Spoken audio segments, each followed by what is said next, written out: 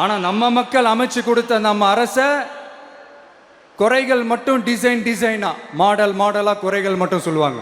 தமிழ்நாட்டில் முதல்வராக பதவியேற்ற திரு நடிகர் தாவேகாவின் தலைவர் திரு விஜய் அவர்களே, இதுவரைக்கும் நாங்க தாவேகா ஆட்சி மேல சொன்ன குற்றங்கள் நடந்ததா இல்ல நடக்கவே இல்லையா இல்ல எங்க கற்பனையா? அன்னைக்கு கரூர் சம்பவத்துக்கு அப்புறம் உங்க மொத்த கட்சியும் ஓடி ஒளிஞ்சது அப்படின்னு சொன்னது உண்மையா இல்ல எங்க கற்பனையா? நீங்களே 3 நாள் கழிச்சுதான் வேதனை தாங்காம வீடியோ போட்டீங்க.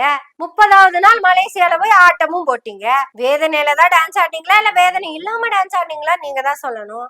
இப்ப கூட பாருங்க, நீங்க தான் இறந்து போன அந்த குடும்பத்தினர்களுக்கு கவர்மெண்ட் வேலை கொடுக்க போறீங்க. இதன் மூலியமா நீங்க மறைமுகமா என்ன சொல்ல வரீங்கன்னு நாங்க தெரிஞ்சுக்கிட்ட, நீங்க சொல்லிட்டீங்கன்னா நாங்க தெரிஞ்சுக்குவோம். ஏன்னா கரூரை சேர்ந்த ஒரு டிஎன்பிஎஸ்சி எக்ஸாம் எழுதிக்கிட்டு இருக்கிற ஒரு பெண்ணுடைய அப்பா வேதனையா என்கிட்ட சொன்ன விஷயம் இதுதான். என் பிள்ளை இது வரைக்கும் 3 தடவை எக்ஸாம் எழுதிட்டா. பயங்கரமான காம்படிஷன். சரியா அதை கொண்டு போய் ரீச் பண்ண முடியாம முழிச்சுக்கிட்டு இருக்கா. பேசாம அந்த கூட்டத்துக்கு ஐடியாலஜி வேறையா இருந்தாலும் போயிருந்தேன்னா என் புள்ள இன்னைக்கு கவர்மெண்ட் ஆபீசர் ஆயிருப்பால.